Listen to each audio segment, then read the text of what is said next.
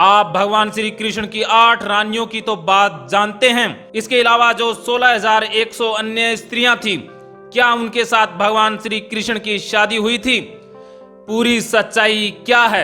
आज भी 99% हिंदू पूरी सच्चाई जानते ही नहीं हैं। वो वीडियो या टीवी सीरियल में जो देख लेते हैं उसे ही सच मान लेते हैं।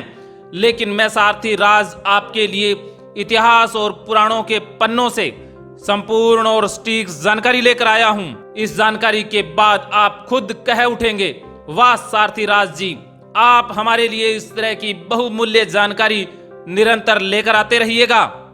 इसके लिए मैंने बहुत से पुराणों और शास्त्रों का अध्ययन भी किया, उनके नाम भी मैं इस वीडियो में बताऊंगा।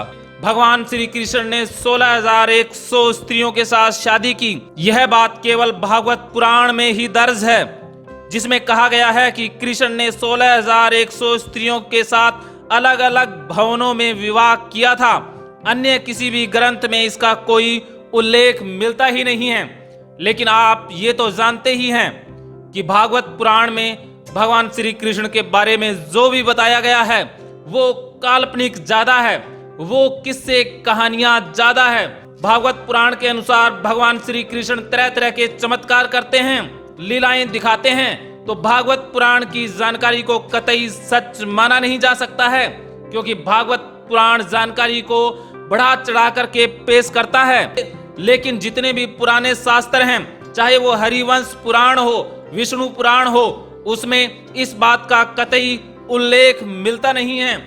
तो अब हम सच्चाई पर पहुंच चुके हैं कि केवल भागवत पुराण में ही ये किस्सा दर्ज है, इसके अलावा कहीं भी इसका उल्लेख नहीं मिलता है। और प्राचीन पुराण ही सच्ची और संपूर्ण जानकारी देते हैं। इसलिए हम कह सकते हैं कि भगवान श्री कृष्ण की 8 ही पटरानियां थी और नरकासुर की कैद से जो 16,100 स्त्रियां ने छुड़वाई गई थी, वो भगवान से सिर्फ एक तरफा प्रेम जरूर करती थी, लेकिन भगवान श्री कृष्ण की उनसे कोई शादी हुई नहीं थी। नए शास्त्रों के कारण हमें बहुत सा नुकसान भी उठाना पड़ रहा है, क्योंकि हमने भगवान श्री कृष्ण को चमत्कारिक तो मान लिया, लेकिन उनके कर्म योग को अपने जीवन में नहीं अपनाया।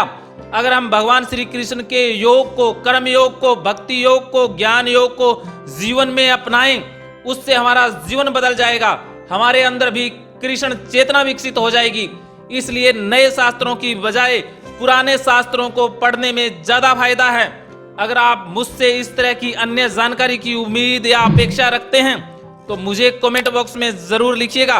मैं आपके लिए निरंतर वीडियो के माध्यम से संपूर्ण और सटीक जानकारी लेकर आता रहूंगा। अगर आप भगवत गीता कोर्स के माध्यम से अपना जीवन बदलना चाहते हैं, मुझसे कभी भी बात कर सकते हैं।